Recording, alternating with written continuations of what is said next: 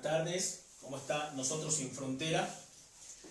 Aquí en nuestra nueva edición del domingo 22 de septiembre. Estamos reunidos nuevamente para conversar, para ministrar, para impartir por el Espíritu lo que viene a ser la mente de Cristo, y vamos a ir sumando, como ya lo sabemos, en cada sesión parte de lo que es la mente de Cristo.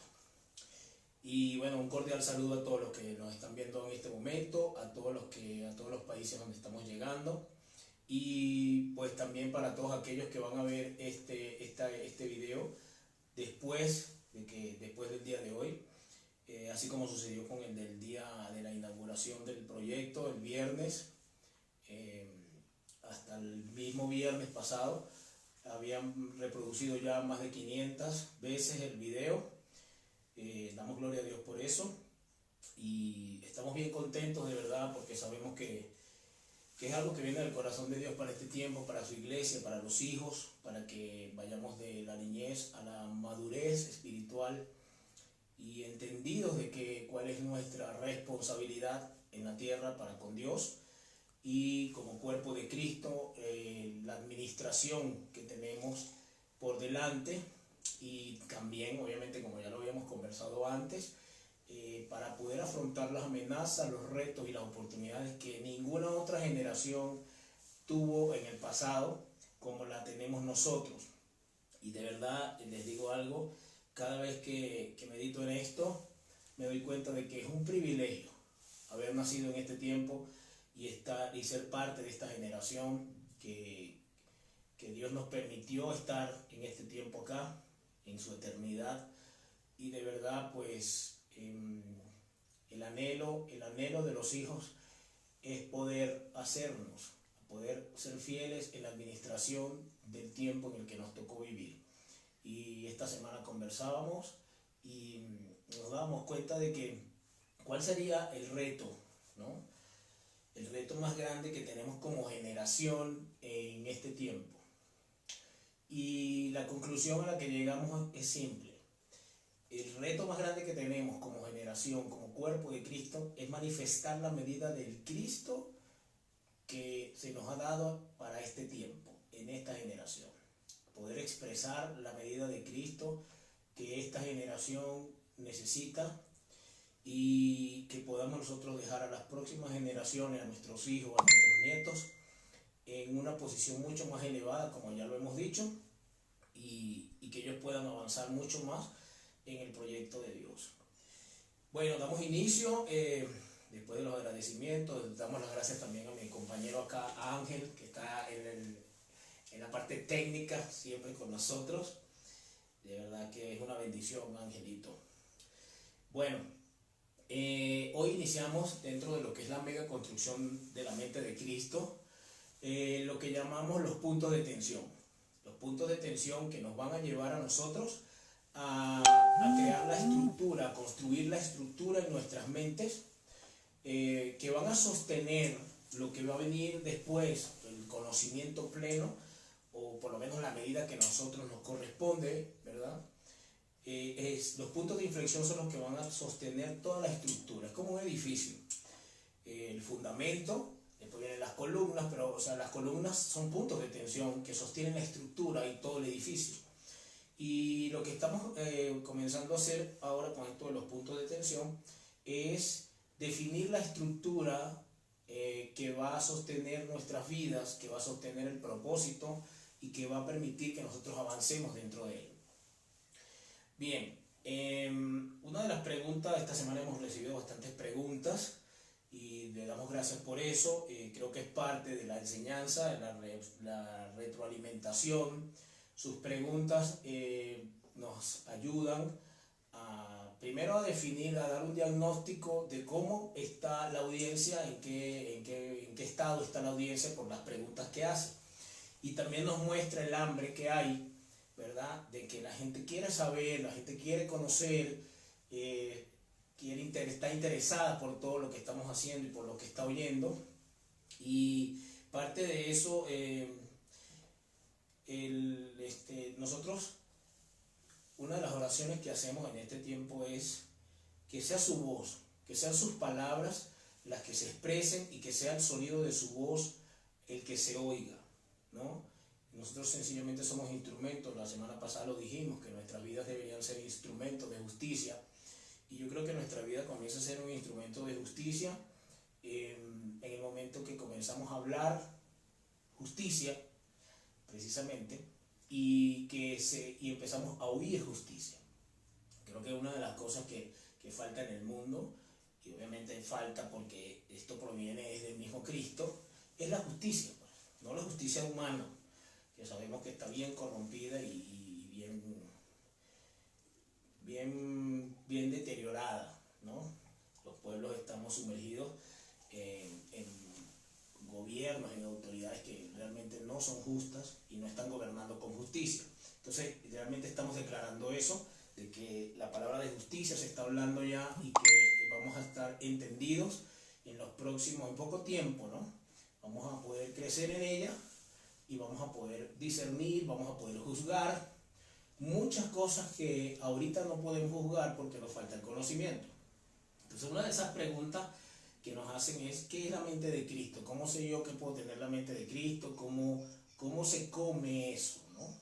Y quiero citarles en el libro de Filipenses, capítulo 4, verso 8, nos da una idea, ¿no? Nos da una idea de más o menos para comenzar, ¿no? Dice así: por lo demás, hermanos, todo lo que es verdadero, todo lo honesto, todo lo justo, todo lo puro, todo lo amable, todo lo que es de buen nombre, si hay virtud alguna, si algo digno de alabanza, en esto pensad. Lo que aprendisteis y recibisteis y oísteis y visteis en mí, esto haced, y el Dios de paz estará con vosotros. Aquí vemos una definición que hace el apóstol Pablo acerca de lo que es la mente de Cristo. Obviamente la mente de Cristo, ya lo dijimos, es un cúmulo, es un sistema de pensamientos que se establecen en nosotros como hijos nacidos de nuevo, como creyentes fieles y como hombres y mujeres que aspiramos a ser colaboradores de Dios. Dice todas las cosas en las que debemos pensar, ¿no? Entonces, ¿cómo sé yo que la mente de Cristo se está formando? Porque comenzamos a pensar en esta línea, ¿no? Nos alineamos a esto que está acá en Filipenses 4:8. Y nos salimos, obviamente, de la manera de pensar que teníamos anteriormente, cuando no conocíamos a Dios, cuando no teníamos su espíritu, cuando vivíamos de una manera vana, como lo dice Pablo también. Entonces también nos aclara en otro pasaje, no lo voy a citar ahorita, pero puede buscarlo en su casa. Pablo dice que nosotros en otro tiempo éramos enemigos de Dios en nuestras mentes. Entonces podemos ver la diferencia, ¿no? La diferencia entre lo que era la mente humana, ¿ok? La mente sin Dios, pensamientos sin Dios, y vemos la mente de Cristo haciendo referencia a esto que dice Filipenses, en lo puro, en lo bueno, en lo amable, lo de buen nombre, ¿sí? Y podemos ver la diferencia, o sea, sí podemos ver una diferencia clara de dónde estamos y hacia dónde Dios nos quiere llevar. Y eso es lo importante, que nosotros podamos tener esa claridad, ¿no? De saber de dónde vamos a salir y hacia dónde vamos a ir, ¿no? Y pues para eso que somos instrumentos, ¿verdad? Para eso es que existe Nosotros Sin Frontera y muchos otros hombres y mujeres que se han levantado, muchos otros ministerios que alrededor del mundo estamos trabajando unidos por el mismo espíritu, la misma fe, el mismo Señor y el mismo propósito, ¿okay? Y como no podemos dejar de lado el tema del propósito, vamos a repasarlo otra vez, lo que es Génesis 1, 26, 27 y 28. No podemos perder de vista esto, porque realmente de ahí es que parte todo, ¿no? Si nosotros logramos atornillar en nuestra mente, en nuestro espíritu, lo que Dios pensó para crearnos, cómo nos creó, en qué diseño nos creó y cuál fue el propósito para el que nos creó, nos va a ser más fácil entender lo que vamos a hablar de aquí en adelante. y lo que el Espíritu de Dios está hablando en este tiempo. Porque, mire, todo lo que Dios está haciendo, lo está haciendo con el único propósito de que Cristo sea formado en nosotros y que nosotros podamos, por el Cristo que se crezca en nosotros, que se forme en nosotros, expresar el propósito eterno de Dios. Dios no tiene otro negocio, Dios no tiene otro trabajo, Dios no tiene otro propósito con nosotros, Dios no tiene absolutamente más nada con el hombre que no sea su Hijo Cristo. Y lo vamos a desarrollar a través de esta tarde. Entonces, la gracia, nosotros tenemos que entender también un poco la gracia, ¿no? Yo creo que de la gracia se sabe muy poco también, precisamente porque, bueno, no hemos entrado en estas profundidades. Y la gracia tiene dos ámbitos. Uno de los ámbitos de la gracia es darnos entendimiento. Y el segundo ámbito de la gracia es llevarnos a la experiencia. Entonces, Dios en algún momento nos trae primero entendimiento para después llevarnos a la experiencia. Otras veces nos lleva a la experiencia y luego nos da el entendimiento. No hay un orden, no hay un patrón de cómo Dios lo hace. Dios puede hacer las cosas como Él quiera.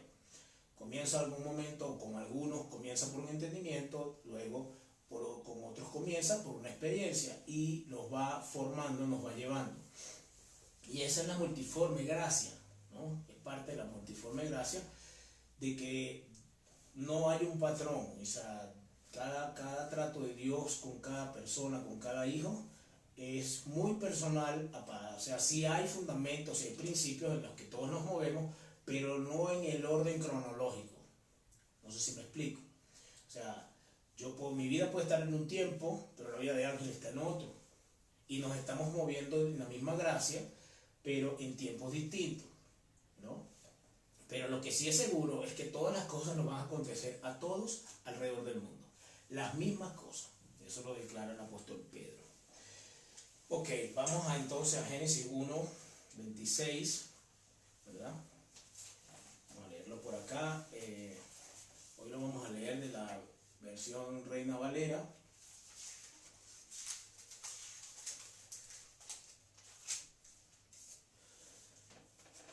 Entonces dijo Dios: hagamos al hombre a nuestra imagen, conforme a nuestra semejanza, y señoree en los peces del mar, en las aves de los cielos, en las bestias, en toda la tierra y en todo animal que se arrastra sobre la tierra. Y creó Dios al hombre a su imagen, a imagen de Dios lo creó, varón y hembra los creó. Y los bendijo Dios, y les dijo: fructificad, multiplicaos, llenad la tierra y sojuzgadla, y señoread en los peces del mar, en las aves de los cielos, en todas las bestias que se mueven sobre la tierra. Fíjese, ¿qué es lo primero que piensa Dios? Está en el 26. Hagamos al hombre a nuestra imagen, conforme a nuestra semejanza. Lo leímos la semana pasada de la Nueva Traducción Viviente, que me gusta más y lo dice mucho más claro, porque dice que hagamos a los seres humanos a nuestra imagen y conforme a nuestra semejanza, para que sean como nosotros, ¿no? Eso es lo que dice la Nueva Traducción Viviente. Luego vemos en el 27 el diseño, ese pensamiento que tuvo Dios en el 26, que de hecho estamos hablando de la eternidad, ¿no? Este pensamiento fue en la eternidad.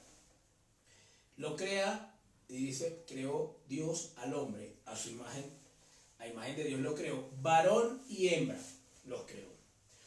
El diseño visible para expresar el propósito eterno de Dios está claro desde aquí, desde antes de la fundación del mundo, desde antes que nosotros existiéramos, y es varón y hembra.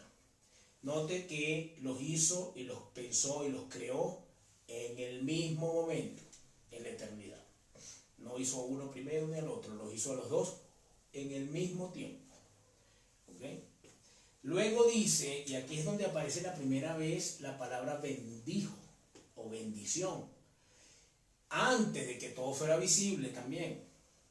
Y eso nos tiene que llamar la atención. Claro, esto es tema para otro mensaje, sin embargo lo voy a rozar hoy. porque dice que los bendijo Dios y lo primero que hace es decir, y les dijo. O sea, a nosotros lo que nos bendice, según lo que esto podemos extraer de acá, es la palabra que Dios nos habla. Cuando usted Dios le habla, cuando usted oye la voz de Dios, usted está siendo bendecido. Fíjate que aquí lo dice, y los bendijo Dios y les dijo, o sea, la bendición vino a través de lo que les dijo. ¿Qué les dijo? Fructificad, multiplicaos, llenad la tierra, sojuzgadla y señoreen. 5 aspectos pronunció Dios y es a lo que la Biblia está diciendo que fue una bendición en ese momento. Entonces, ¿por qué digo que no era visible nada? Porque aquí todavía Dios no había formado al hombre. Lo forma en el capítulo 2. Usted puede leer y le aconsejo que lo haga. Que usted lea el capítulo 1 de Génesis, el capítulo 2 y el capítulo 3. Porque ahí está concentrado todo el desarrollo de la Biblia. Todo el desarrollo de las escrituras se desarrollan a partir de estos 3 capítulos. ¿Ok? Entonces es necesario que la iglesia en este tiempo tenga de luz, entendimiento acerca de lo que es el capítulo 1 de Génesis, el capítulo 2 y el capítulo 3. Entonces, seguimos acá. La bendición nunca en Dios, o sea, desde la óptica de Dios, su bendición principal, su bendición que es el fundamento, no es visible, es invisible. Porque las palabras no se ven, ¿verdad? La oímos las palabras, pero sí produce una visión. Cuando nosotros oímos, los hijos entendidos, los que hemos nacido de nuevo, los que estamos deseosos de hacer la voluntad de nuestro Padre, vemos cuando oímos su voz. ¿Ok? Y esa es una propiedad de un hijo. O sea, yo hace días también comenté que la vista es la función de los ojos, pero la visión es la función del corazón. En este tiempo, y quiero recalcarlo, corazón no es el corazón donde, como lo veíamos antes, es donde está el amor, donde está... El corazón en este tiempo es la mente.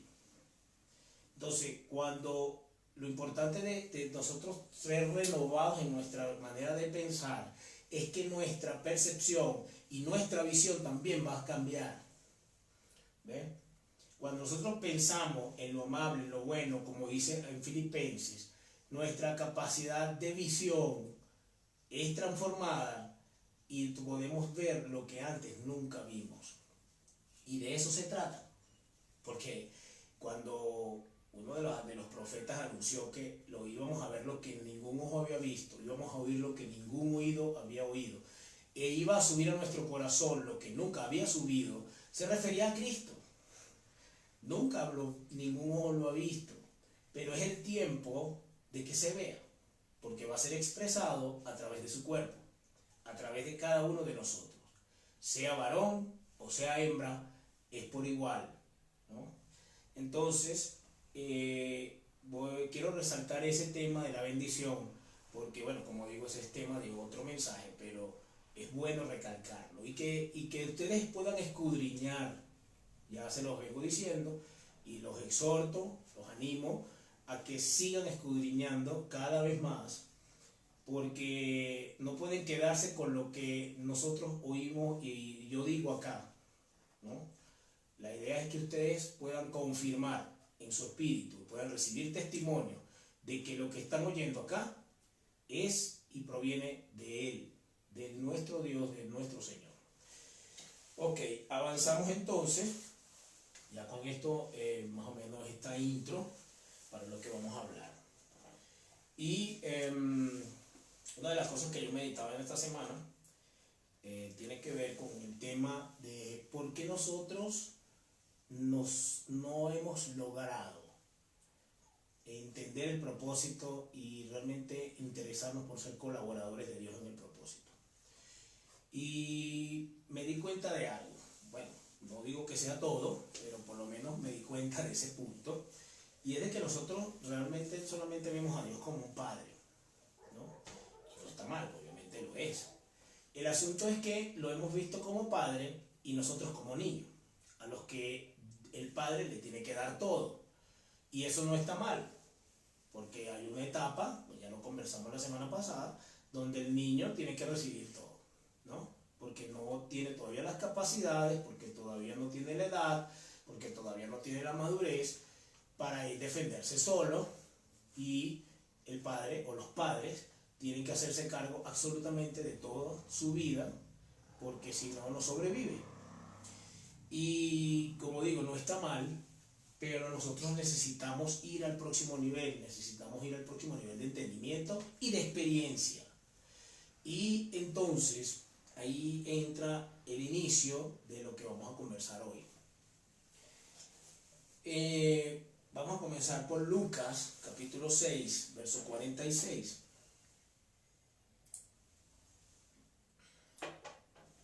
Dice así, esto lo expresa Jesús y dice: ¿por qué me llamas Señor? ¿Por qué me llamas Señor, Señor? Y no hacéis lo que digo. Él exclama esa pregunta, ¿no? Vamos a leer también Efesios 1:21, porque hoy vamos a derribar una de las mentiras más grandes de las tinieblas acerca de Dios. En Efesios capítulo 1, verso 21, dice: sobre todo principado y autoridad y poder y señorío, y sobre todo nombre que se nombra. ¿Esto de quién está hablando? De Cristo. Una vez que Él resucita, Dios lo pone a la diestra de Él y lo pone sobre todo principado, sobre toda autoridad, sobre todo poder, sobre todo señorío, sobre todo nombre que se nombra. ¿Cuál es la mentira, una de las mentiras más grandes que las tinieblas han utilizado en este tiempo para mantener a la iglesia niña? El hecho de decir, o de que nosotros hayamos creído de que a Dios le podemos dar el primer lugar. Usted no ha escuchado esa frase que dice: ponga a Dios en primer lugar y tal cosa. Démosle a Dios el primer lugar en todo lo que hacemos. Y aquí dice que lo puso sobre, a Cristo lo puso sobre, no primero, ¿no? O sea, sobre tiene que ver con lo celestial, con el cielo, con lo espiritual. Pero primero tiene que ver con nuestro plano horizontal. Nosotros somos los que manejamos primero, prioridades, segundo, tercero, cuarto, quinto. Él está sobre la iglesia, por eso es la cabeza. Él no es primero, ni segundo, ni tercero, ni cuarto, ni nada. Él es sobre nosotros, sobre su iglesia, sobre la vida, sobre la tierra, ¿sí? Entonces necesitamos renovar ese pensamiento, porque ese pensamiento nos ha mantenido niños, ¿eh? Porque aunque yo no lo ponga de primero, Él está sobre. Si lo pongo de primero, Él igual sigue sobre. Entonces vamos a alinearnos. O sea, esto se trata de alinearnos con lo que realmente es, ¿no? No con lo que yo quiera creer. Yo quiero creer que está de primero, yo quiero creer que está de último, yo quiero creer que está de cuarto, pero no, la realidad es que Él está sobre, porque ahí fue que me lo puso Dios. Cuando dice sobre todo nombre que se nombra, puede usted poner allí cualquier cosa que tenga un nombre. Una persona, un país, una religión, porque tiene un nombre. Todo lo que tiene un nombre está debajo de su nombre, porque aquí dice que lo puso sobre todo nombre que se nombra, ¿sí? Entonces estas dos cositas estoy seguro que Dios va a comenzar a dimensionarlas en cada uno de nosotros, como lo ha hecho en mi vida, y por eso de aquí depende lo que dijo Jesús. ¿Por qué me llaman Señor, Señor, y no hacéis lo que yo digo? Usted sabe por qué la iglesia o por qué los hijos no estamos haciendo generacionalmente lo que Dios ha dicho, porque todavía a nosotros no se nos ha revelado Dios como Rey, como Señor, sino como un Padre ¿verdad? Hasta ahora la luz que se tiene es como un padre que tiene que darnos todo, y por eso nuestras oraciones y por eso nuestra responsabilidad ha sido hasta allí, limitada a eso nada más. Pero Pablo, y lo comentábamos la semana pasada, lo tocamos, hoy vamos a tocar un poquito más en profundidad, dice que nosotros somos colaboradores de Cristo, ¿sí? O colaboradores de Dios. ¿Pero en qué? En el propósito eterno. Una de las cosas que me llamó la atención esta semana fuertemente en mi espíritu fue cuando Jesús dijo: hasta ahora mi Padre trabaja y yo trabajo.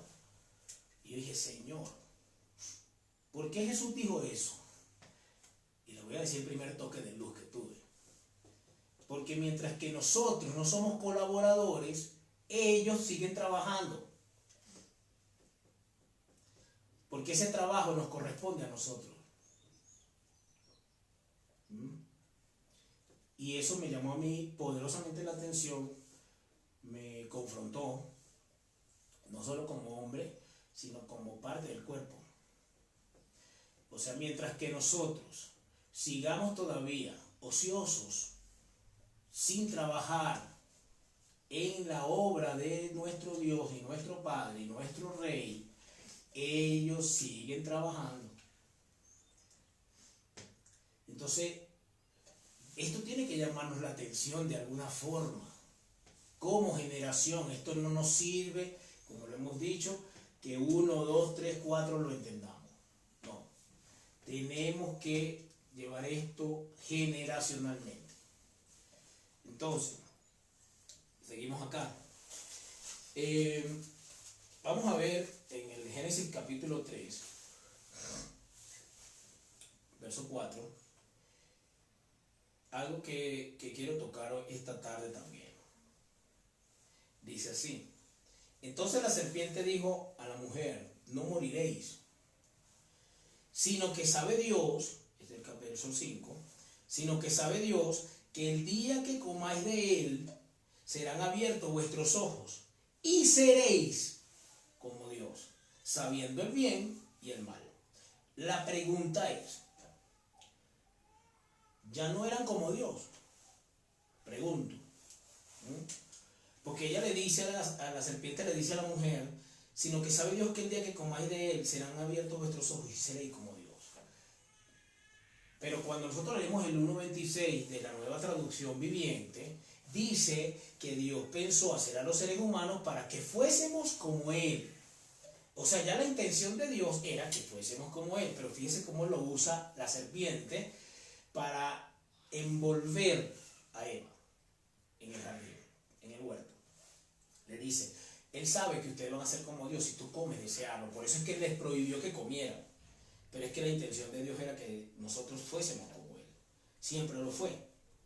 Y lo será por la eternidad, porque así nos concibió. ¿Sí?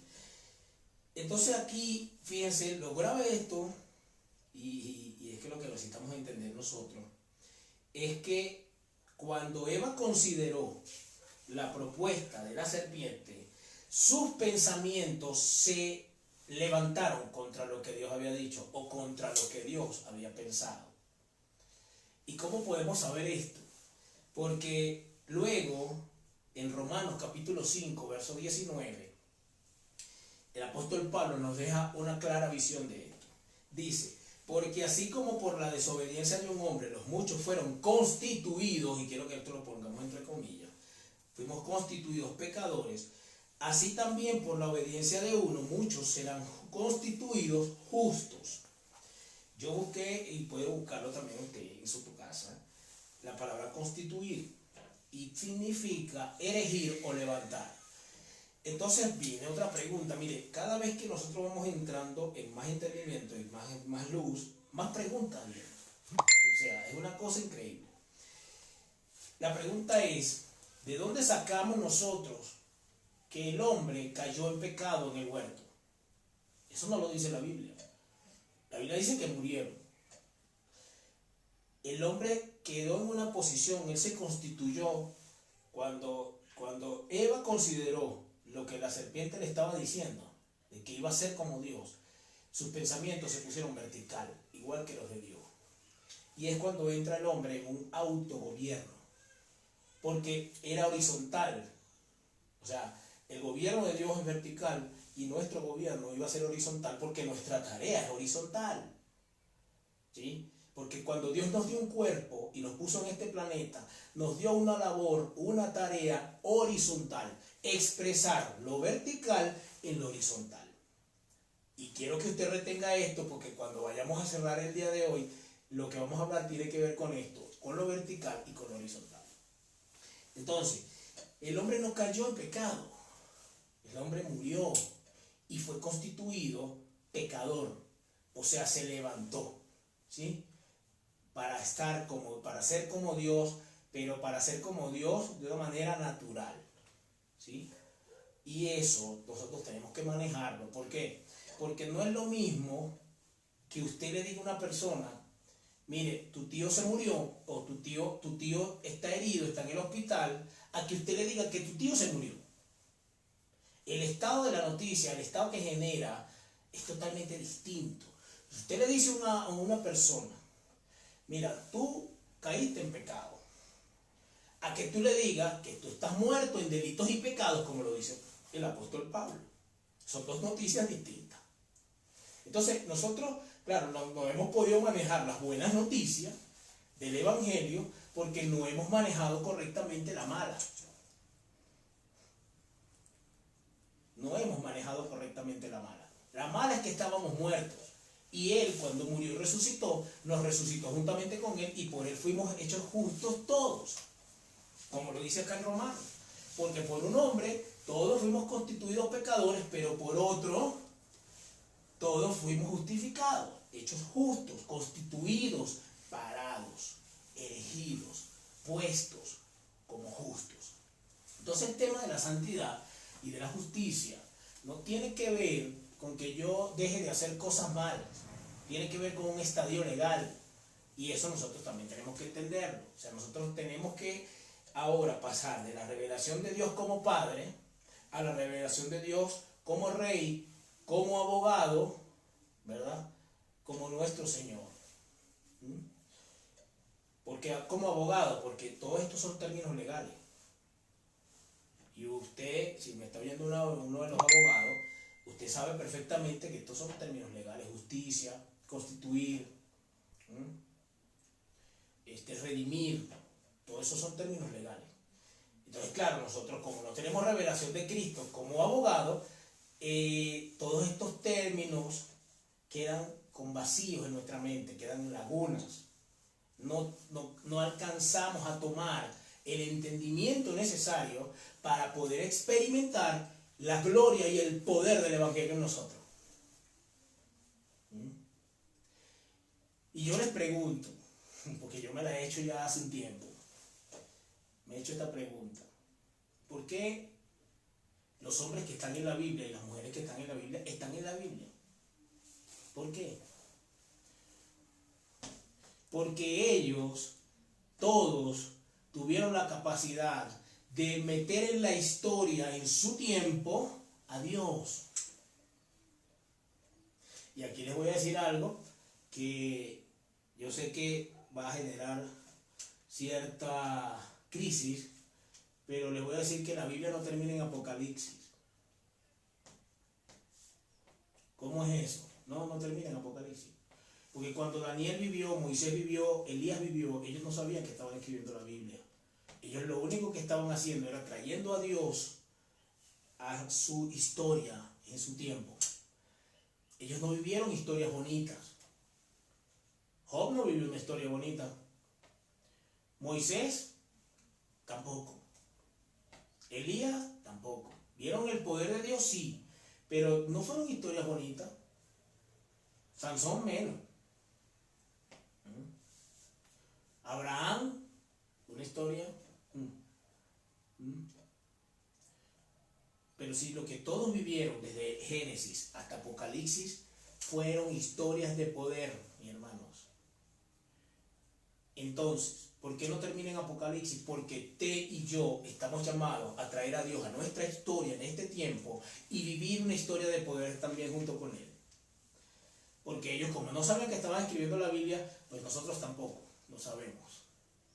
Pero lo que sí sabemos, los que vamos a comenzar a vivir en este poder, porque Pablo dice que en ese poder vivimos y nos movemos, ¿verdad?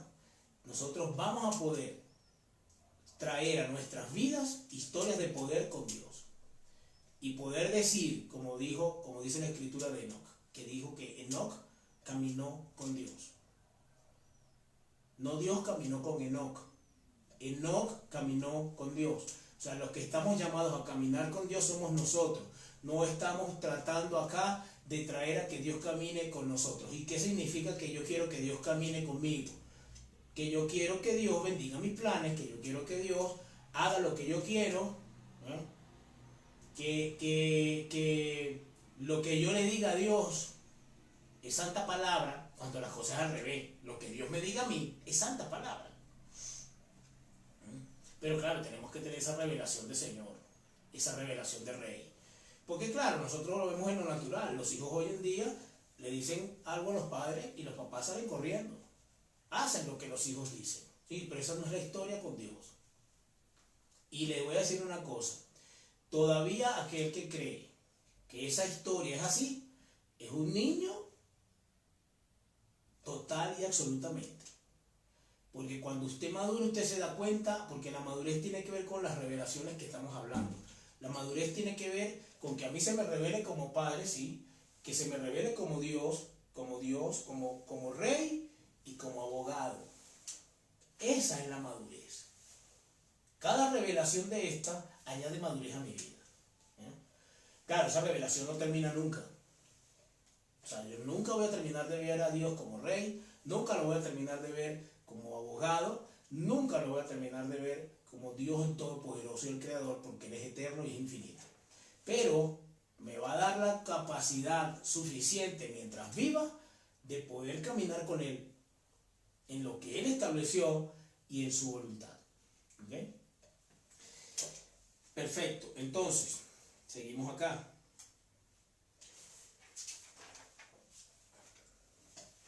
Vamos a entrar ahora a este punto, obviamente también es parte del todo, pero trato de como lo dije al principio, que es como un rompecabezas, trato de definir cada pieza, ¿no? Es lo que el Señor me ha dirigido a hacer, tratar de definir cada punto, porque como estamos hablando de los puntos de tensión, tenemos que definir, esto es un punto, esto es otro punto y esto es otro punto. Este es otro punto. Conocer a Jesús no es sinónimo de tener el conocimiento de Jesús. ¿Cómo es eso? Ok, les vamos a hacer un ejemplo natural. Yo tengo una hija de 9 años, ¿verdad? Está en el colegio, y yo puedo conocer a su profesor un día. Ella me lo presenta, papá, este es mi profesor, yo lo conozco, puedo decir que conocí al profesor de mi hija. Pero lo que no puedo decir es que tengo el conocimiento del profesor de mi hija. No sé si me expliqué. Conocer a alguien no es tener su conocimiento. Y nosotros estamos llamados a tener el conocimiento que Jesús tuvo. ¿Cuál fue el conocimiento que Jesús tuvo? El del Cristo que lo habitó. Él conoció al Cristo que lo habitó. ¿Ven? Y a eso es que estamos llamados nosotros hoy. Nosotros conocimos a Jesús, pero el apóstol Pablo dice algo bien claro de eso. Él dice que él a Cristo en la carne no lo conoció. Cristo en la carne era Jesús. Que él no lo conoció así. ¿Cómo así? En la carne. Él lo conoció revelado por el Espíritu mismo de Cristo. Él se le reveló al apóstol Pablo. Y por eso Pablo dice que después de ese encuentro y después de esa revelación, él tuvo todo lo que conocía hasta ese momento como basura, con tal de ganar el conocimiento que acababa de conocer y que se le acababa de presentar. Era el conocimiento de Cristo. Vamos a leer algunas citas para afianzar y atornillar este asunto. Efesios 1:17 nos dice lo siguiente: para que Dios nuestro Señor Jesucristo, el Padre de gloria, os dé espíritu de sabiduría y de revelación en el conocimiento de Él. Eso es lo primero que dice allí. Luego, ¿dónde está la otra cita? Ajá, acá. Romanos 6:6 dice, sabiendo esto, que nuestro viejo hombre fue crucificado juntamente con él, para que el cuerpo de pecado sea destruido, a fin de que no sirvamos más al pecado. Aquí menciona la palabra sabiendo. Fíjese, hay sinónimos.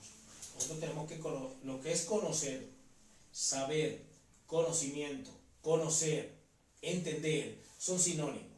Si usted encuentra esa palabra en la Biblia y la sustituye, no le cambia el sentido a lo que usted está leyendo. Porque todas se aplican con el mismo fin, llevarnos a un conocimiento. Entonces, tenemos también,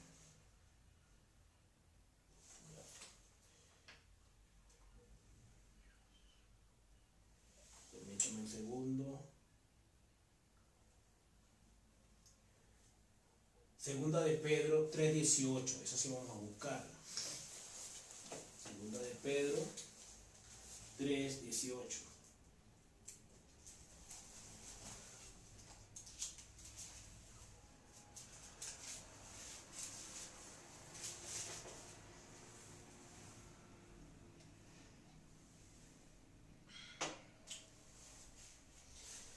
Fíjese aquí cómo dice.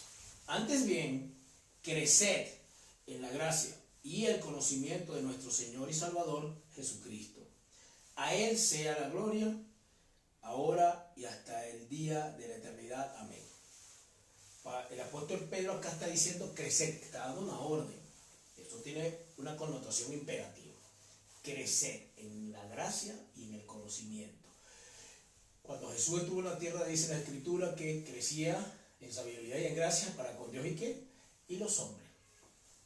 Él obedeció este mandato. Y nosotros, pues obviamente, tenemos también el mismo derecho a obedecer. Yo creo que la obediencia hoy en día nosotros tenemos que verla como un derecho. O sea, usted tiene derecho a obedecer. Nosotros tenemos hoy un derecho que nos dio Cristo mismo a obedecer a nuestro Padre. Entonces crezcamos, y es lo que estamos haciendo.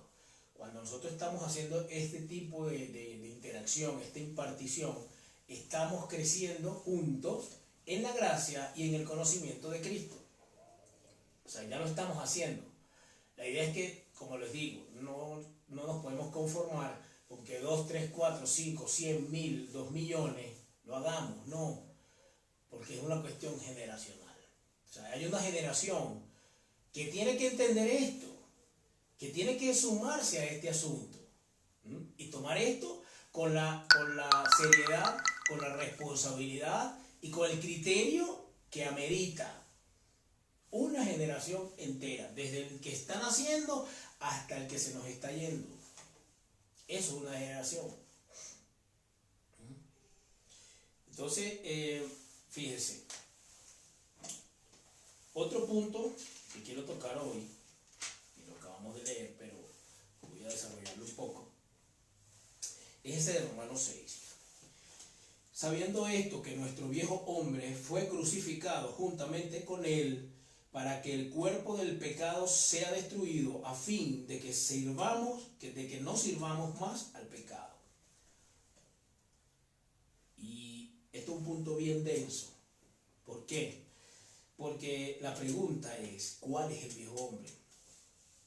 Y la semana pasada nosotros tocamos un poco allí, porque, y lo vamos a tocar nuevamente, en 1 Corintios 15:45, el apóstol Pablo dice que el primer hombre fue hecho alma viviente.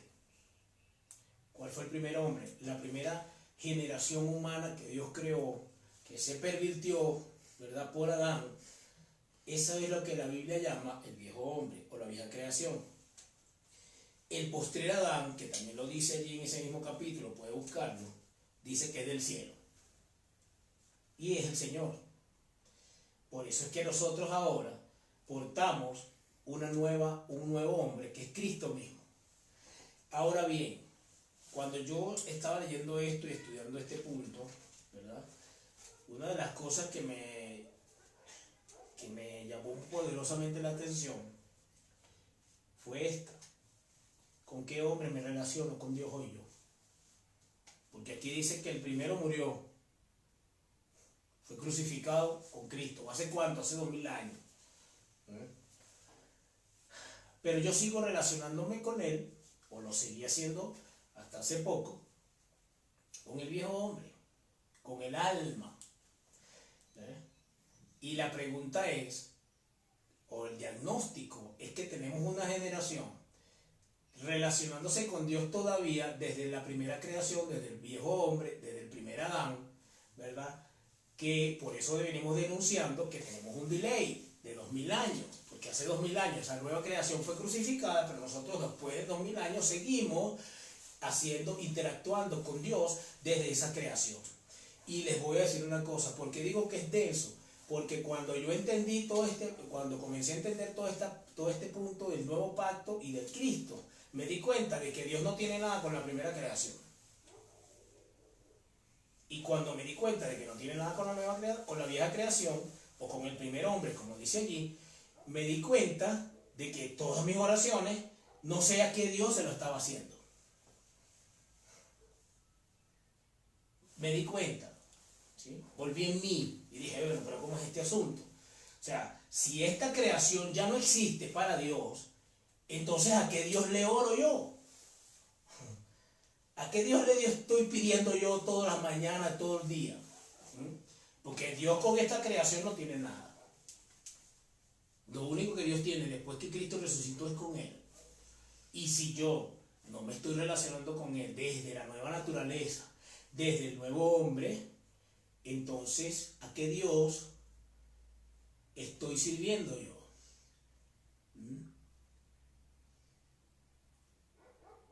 Y le voy a decir una cosa, eso me destruyó. Eso me destruyó. Y le doy gracias a Dios por eso. ¿Por qué? Porque iba a seguir en esa tiniebla. O sea, seguir operando desde esa creación y creer que Dios realmente me está escuchando y me va a respaldar es una tiniebla que solamente estaba en mi mente.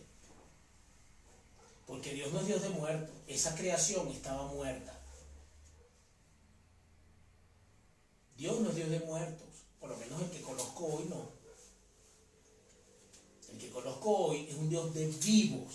Y los vivos son los que tenemos el Espíritu de Cristo, los que nacimos de nuevo y los que hoy sí somos constituidos justos por Cristo Jesús.